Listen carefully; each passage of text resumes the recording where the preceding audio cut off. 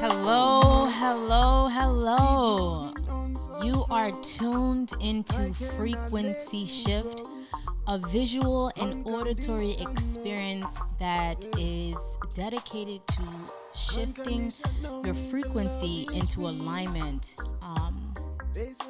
to what it is you want to manifest and your true desires and passions in life. Now, my name is Sambi Aliu, and I am your host. And I'm going to give you a little bit of background about me and why frequency shift. It started a long time ago for me and getting to this point of aligning myself with what I was truly meant to do. I started off as an immigrant coming to this country at the age of 2 years old, escaping the Civil War in my home country, Liberia, being raised in Staten Island, New York, in a project called Park Hill. It was a very low-income, crime-ridden community.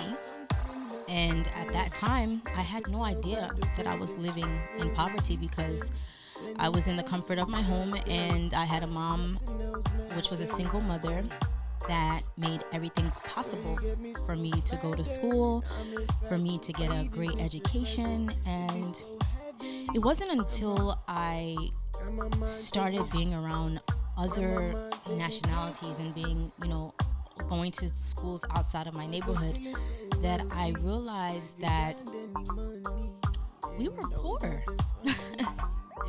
Now, my mom, she worked about 2 jobs and she never complained. And I remember she would come home and, just make sure we were doing our homework. And she was very, very strict on my brother and I, and also my little sister. And she just wanted to make sure that we were on the right track. So we grew up in that neighborhood, but still we had, discipline and everything enforced into us. Fast forward a little bit to when I was in high school. There was a lot going on at home, and I didn't really know how to internalize. I didn't know how to internalize all of it, and it was an experience for me that I would say was the beginning of the shift that took place in my life. My mom went through a brutal divorce, and my brother and I had to basically leave from New York and move to Philadelphia with our aunt during that time, and my sister stayed in New York with her father. Now, at that time, my brother and myself, we were so focused on not being split apart because we were just that close that wherever we were going, we wanted to make sure that we were together. So we moved to Philadelphia. It was the junior year of my high school experience, and I basically hated the fact that I had to move. I hated the fact that I had to leave my high school and everybody who I grew up with, and I was not going to be spending prom with the people that I knew. And when I moved to Philly, I moved to the Northeast area, and I spent 1 year in Frankford High School, which was another not too good. It was like a not too good school. And then after that, I was off to college. Now, on my way to college, I had no idea what I wanted to major in. And the reason for that is I honestly didn't want to go to college, in the sense that, not that I didn't want to go to college, but I didn't want to go to the typical college. I wanted to go to a performing arts school because that was my passion. And throughout all of from elementary through high school, I was very active in extracurricular activities, whether it be the drama club, dance team, music, and everything like that. And I wanted to continue that. But coming from an African household, that wasn't something that was considered a real career or a real job. And I was quickly shut down. I told my mom I wanted to go to a performing arts university in California, and both her and my uncle said no, actually. So I ended up going to a school, and at first my major was psychology, and then I switched it to broadcast journalism and mass communications. I switched it to that because I knew that one day I was going to be on TV, and I knew that one day I knew my passion and I knew my purpose. No, actually, let's backtrack that. I knew my passion, and my passion was to always be on camera. So I figured, let me just study this. And so if for some reason I don't actualize my dreams, this is something that I can fall back on. So I went and I started studying that. Fast forward again, another big boom hit my life, and it was right before I was supposed to graduate. And my mom went through a period of deep depression due to a personal experience that happened in her life. And at that moment, I would say that was the point where I started going through a very dark period that ended up becoming the biggest blessing in my life to this day. So I left school, and I decided to finish my semester in in Philadelphia. Well, in the Philadelphia area. But at that time, my mom went through a crisis, and she had to leave out of the country. Family took her out of the country just to get her to, get better. And I would say at that time I went through a deep depression because I felt like everything I was working to make my mom so proud of, she was not here to see it. And I lost all motivation. It's hard for me to talk about this because this is a part of my story that actually makes up my story, but every time I visit it, it's tough. Oh man. But this is just me being vulnerable with you guys, and hoping that you see this and hear this, and know why I'm coming from this place and why I'm deciding to do what I'm doing now.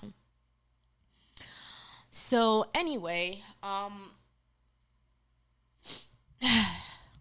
I had one class left to take. I finished everything when it came to my major. I had one class left to take, and that was a math class. And I was in Ambler PA at that time. I had to live with a friend because I didn't have anywhere else to live because my mom wasn't there. And I was staying with her. So I was taking this math course, and like I said, I had no motivation. I really didn't care. And so I went through with the course, but I didn't really care to send it to my school after I was done.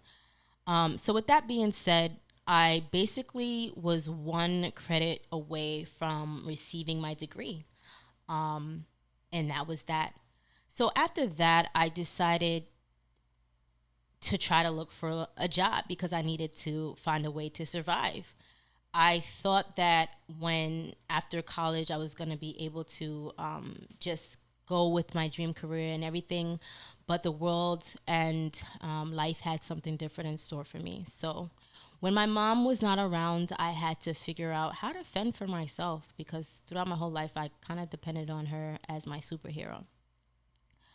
So there was a time when I remember I was so down and I was working in CVS and a woman came to me at the counter and she said, "You don't belong here." And she came to me, and this was a customer, and I was ringing her things up, and she just looked at me and she said, "You don't belong here. This is not the place for you." And I looked at her and I just listened to what she had to say, and she said, "Whatever it is that you want out of life, you are able to make it happen. If you want that big house, you can get that house. If you want that car, you can get that car. What you want in life is yours. You can manifest it and you can make it happen. So I just looked at her and I was just like, well, how do you know, like, what do you, this stuff that you're saying to me, how do you, what is making you come and say this to me? She was like, it's just something that's just coming over my spirit to give you a message. And that wasn't the first time that someone that I had never met before came up to me and told me something about the future that would be occurring in my life, whether it be that one day I would be on television or one day using media to go forward in life. So after that, my mother was able to come back to the States, and I made sure to, get a job so that I could rent a house, so that she would be comfortable in her recovery. And I did that, and I thought that that was going to be the best thing to do, but things didn't get better. They just started declining.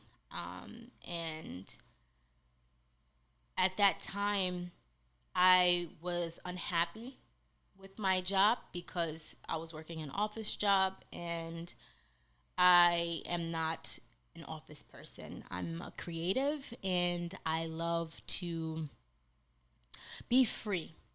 And I choose happiness over everything. So I remember one day I got tired of being there and I just basically told my boss, actually, I wrote a letter on my desk and I said, going to follow my dreams, I quit. And this was like before my lunch break. And I told myself I was going to leave out of the door and I would never turn back. So I left that note on my desk and I walked out of the door and I never looked back.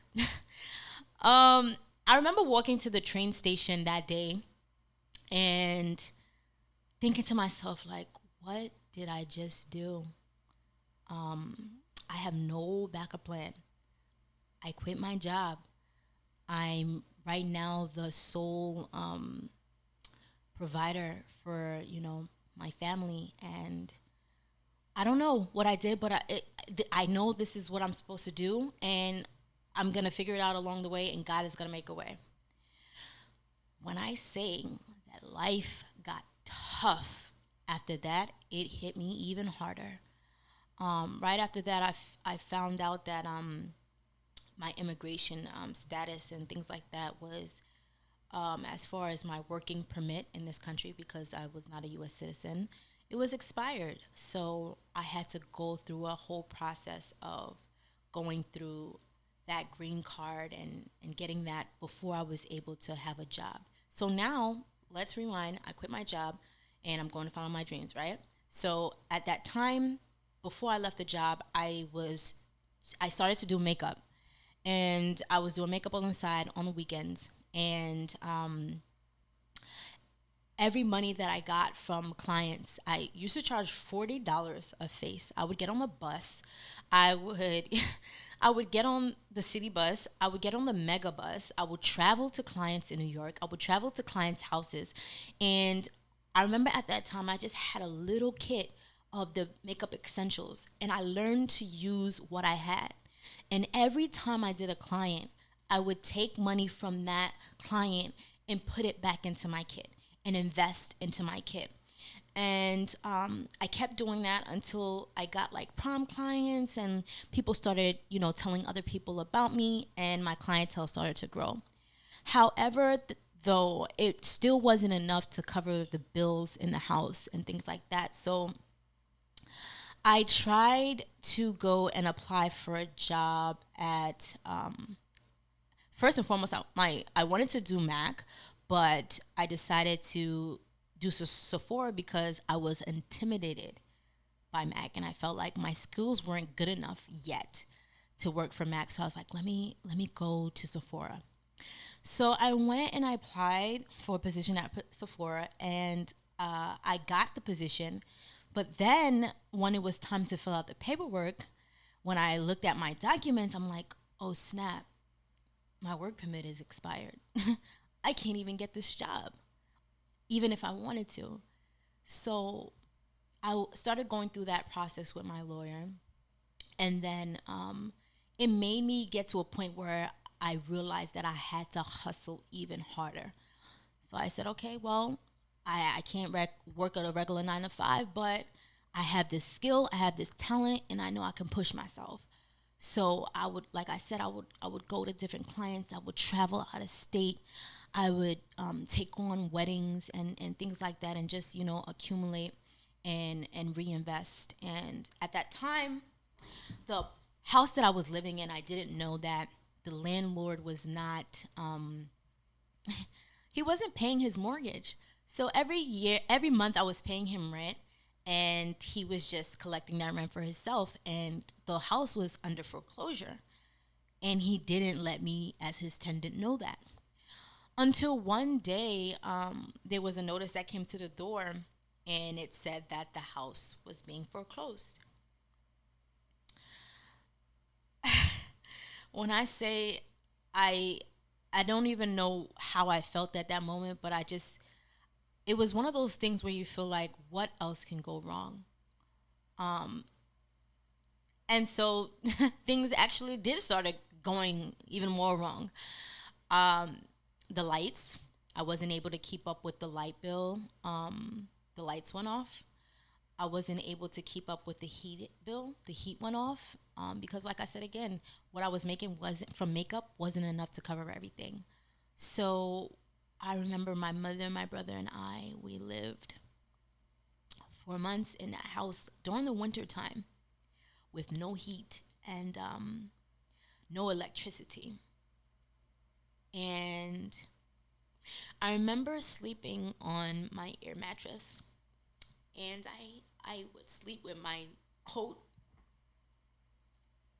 my boots, my winter boots, and my blanket, just just so that I can be warm. And so that happened, and the public didn't know that, because I would still get up every day, and I would go out and hustle, and I would do what I could do best, as far as, having that entrepreneur spirit and drive. And I knew I had a lot going on at home. But when I stepped out in front of clients, I had the biggest smile on my face. I had the most positive things to say, because I knew that one day my situation would change. And I knew that my current circumstance did not define me. So after that, I finally was able to get my paperwork, my immigration paperwork, and then I was able to apply for jobs again. So I said, okay, the first time I took a leap trying to follow my dreams, it didn't work out for whatever reason. Let me go and work. I built my makeup skills. Now I feel like I'm confident enough to go and apply for Mac. So I remember I applied for Mac, I think it was in November of, was it like 2015? It probably was November of 2015. And then I got the call back for them in January of 2016 or something like that. I don't remember the exact dates, but I went and I started working for Mac, and I was there for about a year. And I felt as though I accumulated the experience that I needed to move on to the next level. So a friend of mine, a coworker, told me that he knew someone that was having opening a beauty bar in Philadelphia. And I was just like, oh, okay. And he told me, he's like, I think this would be a really good opportunity for you, and you should send her your work. So I sent in my work through Instagram, and I was contacted to come in for a live model demonstration. So after I did my makeup demo on the model, right the same day, I was told to become a part of the team for the beauty bar.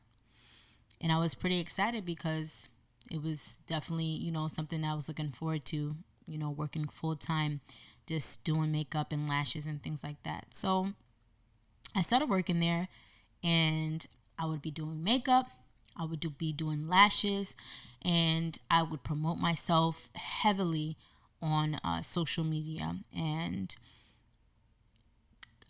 clients were coming in through, social media posts.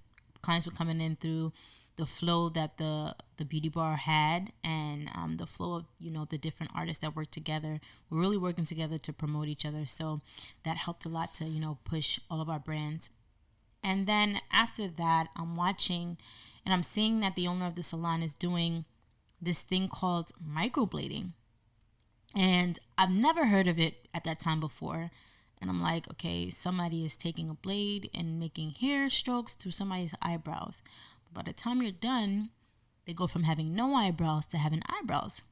And in my head, I'm like, I do makeup and I naturally just slay brows every day. So I don't think maybe it's that different. Let me see. I definitely want to see if I can get into it. And I felt like that was the next step to my career. So then I asked the owner, I'm like, are you doing any classes? And she said she, was having a class soon. And at that time, I was living with a family member, and I was in a bedroom, renting a bedroom, and I could hardly afford the $200 rent that I had to pay every month. And I would be hustling, doing my thing when it comes to makeup and lashes, but I really felt that the microblading was going to take me to the next level. So every dollar I had, I saved. And I remember one of my income tax came in that season, and I just saved it. And I'm like, I'm going to spend, I think the class was like $1,200, and I spent $1,200 on that class, and I invested into myself. And I looked at it as an investment, and I knew I was going to get a return on my investment eventually. So I paid for the course, I took the class, and I got certified in March of that year, and then started taking clients by the month of, I want to say June or July.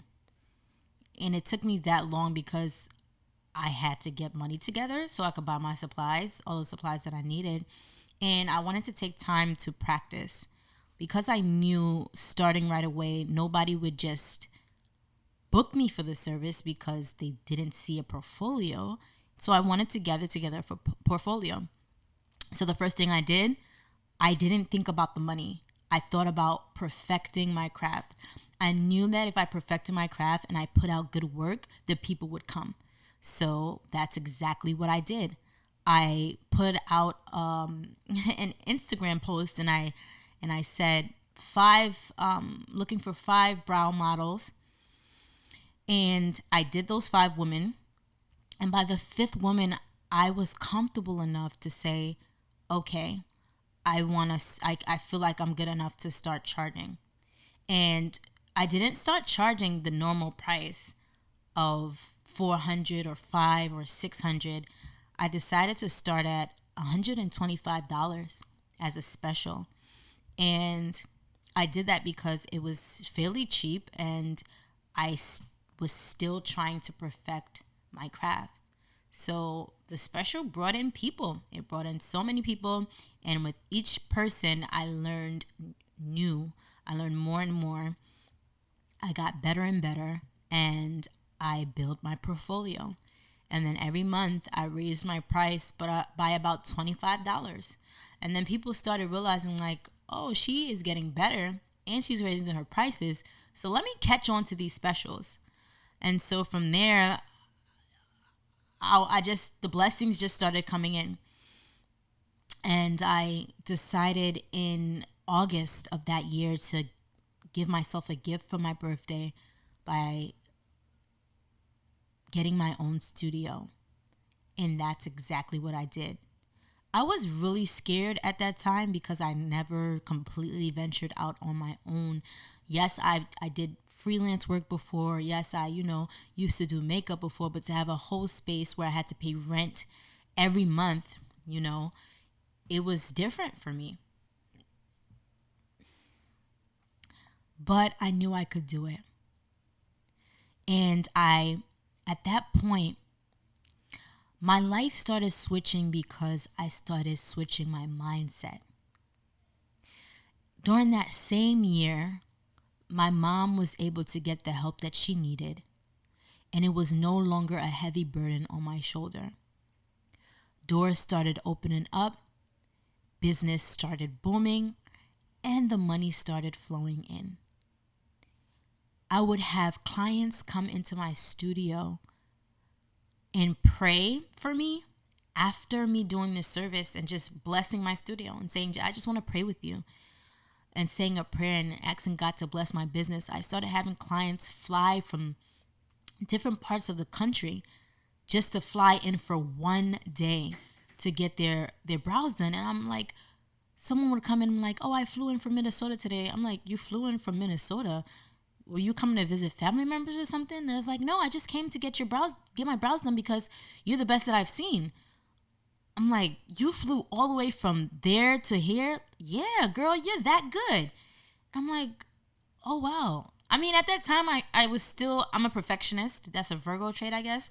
So I was still thinking like, I still got perfect. I still got to get better. But within 1 year, like literally my everything started to shoot up and go further for me. And then after that, I was able not only to do services, but people started reaching out to me to train them. And when people started reaching out to me to train them, I'm like, wait, I haven't been in the game for this long. I've been in it for about like 6 months. So I'm like, okay, let me wait a little bit longer. So I waited a little bit, and then I decided to have my first class. And I think that was just like 3 students. From there, I just kept on having, classes, and the students, kept coming in. Sometimes it would be a full class, sometimes it wouldn't, but I didn't let that, deter me. And then after that, I ended up traveling for the first time back to my home country in Liberia and being able to provide services to women on the continent of Africa. And that really opened up my eyes to the possibilities of what I could do and where I could go. And from there, I'm here to this day, and I'm right here, and I'm at a really great space in my life. I mean, we've gone through COVID-19, but going through COVID-19 did not break me or my business, because I live in a space where I am now unshakable. And I'm unshakable because of everything that I've gone through. And I realized that nothing lasts forever, whether it be a high or a low. So when you are riding the highs and life is giving you all the blessings, yes, you can celebrate, but don't get too caught up, because for every high, there has to be a low. And that's just the laws of the universe. And when you're going through your lows, you just have to remember that this low is not going to last forever. And this low is teaching me something. And this low is going to make me appreciate my high moments. And when you're able to find the balance between all of that, you're able to excel. So throughout this journey, I've been able to switch the way that I eat, switch the way that I think, tap deeper into my inner spirituality and my inner self, and really tune inward to that voice and let it be my guidance system. So I decided to do this audio and visual experience called Frequency Shift, because I want to share this with you. The planet is at a place right now where we are undergoing so much pain, and that is because we haven't taken the time to heal and address our issues. We haven't taken the time to truly go within and deal with our traumas, deal with our mindset of lack or mindset of fear, and all these negative vibrations are on this planet right now and holding us back from the true essence of who we truly are. And that is, we are light beings, and we come from source, and we come from a creator that provides for all and is in all and is all. So we will never lack. And we have to start seeing ourselves in that frame of being. And we have to start walking in declaration and knowing who we are. Because until you know who you are, you will always be stuck in the darkness of what you think you should be or what you can't be.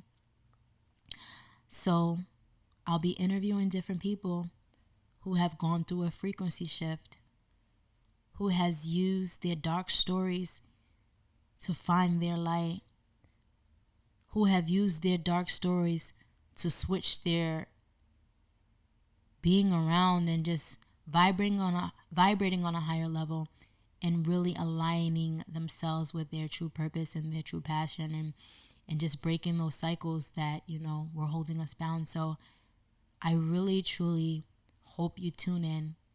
And this is my divine calling to bring light to this planet. So I'm excited to be sharing this with you. And I just want to say thank you.